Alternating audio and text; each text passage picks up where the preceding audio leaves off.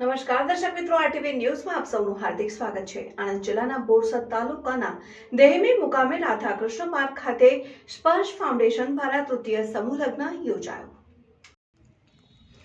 આજરોજ બોરસદના દેહમી મુકામે રાધાકૃષ્ણ પાર્ક ખાતે સ્પર્શ ફાઉન્ડેશન દ્વારા તૃતીય સમૂહ લગ્નોત્સવ યોજાયો, જેમાં મા બાપ વિહોણી સર્વ સમાજના જ્ઞાતિની દીકરીઓના ફક્ત ₹1 લગ્ન કરાવી એવા 33 નવયુગલોના સમૂહ લગ્નોત્સવ યોજાયો અને સર્વ સમાજના 33 નવયુગલોએ પ્રભુતામાં પગલાં પાડ્યા। ત્યારે સ્પર્શ ફાઉન્ડેશનની ટીમ દ્વારા ઢોલ નગારા ડીજેના તાલ સાથે મહેમાનોનું અને દાતાશ્રીઓનું ભવ્ય સ્વાગત કરાયું।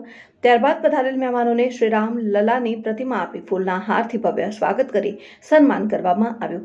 ત્યારે સર્વેના સાથ અને સહકારથી અને યોગદાનથી સર્વ સમાજની દીકરીઓને તિજોરીથી લઈને વાસણ તથા અને વસ્તુ આપવામાં આવ્યું। ત્યારબાદ સાડીઓ પણ આપવામાં આવી। અતિ સુંદર રીતે કન્યાદાન કરી 33 દીકરીઓની ભવ્ય વિદાય આપવામાં આવી। જય માતાજી, મારું નામ અજયસિંહ રાઠોડ છે। હું રાજગામથી આવું છું। આજે તારીખ 28/4/2024ના રોજ રવિવારે દેહમી ખાતે રાધાકૃષ્ણ વાડીમાં અમારો સ્પર્શ ફાઉન્ડેશનનો તૃતીય સમૂહ લગ્નોત્સવ હતો, જેમાં 33 મા બાપ વગરની દીકરીઓને ₹1 લઈને અમે લગ્ન કરાવ્યા છે। ખૂબ જ સરસ આયોજન અમારી ટીમ દ્વારા થયું છે। ઘણા બધા મહેમાનો આવ્યા છે। ઘણા બધા મહેમાનો કોઈપણના નાના મોટા કારણસર પધારી બી ના શક્યા। અત્યારે કામગીરી બી સમૂહ લગ્નની ઘણી બધી બાકી છે વાઇન્ડઅપની, અને બધા મહેમાનો પણ વિદાય લીધી છે। હવે ખાલી વિદાયનો પ્રોગ્રામ બાકી રહેશે।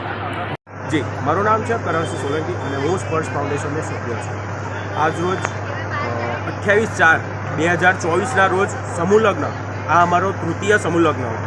આ અગાઉ અમે 2 સમૂહ લગ્ન કરી ચૂક્યા છે। જે પહેલો સમૂહ લગ્ન હતો 11 દીકરીઓનો હતો, જે બીજો સમૂહ લગ્ન હતો એ 21 દીકરીઓનો હતો, અને આ વખતે કુલ 33 દીકરીઓનો સમૂહ લગ્નનું આયોજન કરવામાં આવ્યું।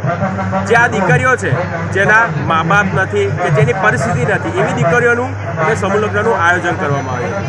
આ સર્વ આજુબાજુના જે પણ અમારા ફ્રેન્ડ સર્કલ છે કે અમારે જે આ સ્પર્શ ફાઉન્ડેશન છે, ટોટલી યંગ જનરેશનથી ચાલતું આવ્યું છે। એક પણ રૂપિયાની લાલચ રાખ્યા વગર અને કોઈ પણ રૂપિયાનો ચાર્જ લીધા વગર આ સમૂહ લગ્નનું આયોજન કરવામાં આવ્યું, અને આપ સૌના સાથ સહકારથી ખૂબ સરસ રીતે આજરોજ અમારું આ તૃતીય સમૂહ લગ્ન સંપૂર્ણ રીતે સરસ રીતે સમાપ્ત થયું છે।